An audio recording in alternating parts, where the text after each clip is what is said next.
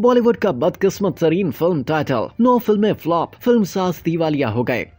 बॉलीवुड में जहां फिल्मसाज अदाकारों के हवाले से ऐसे स्टार का इंतखाब करते हैं जो उनकी फिल्म की कामयाबी की जमानत बन जाए, ऐसे ही फिल्म के नाम के हवाले से भी करते हैं। अलबत्ता ये बात उस वक्त दुरुस्त साबित होती नजर नहीं आती जब फिल्मसाजों ने फिल्म के टाइटल के लिए ऐसे लफ्ज का इंतखाब किया जो पे दर पे नाकाम फिल्मों की पहचान बन गया। हम जिस लफ्ज की बात कर रहे हैं वो है कर्ज।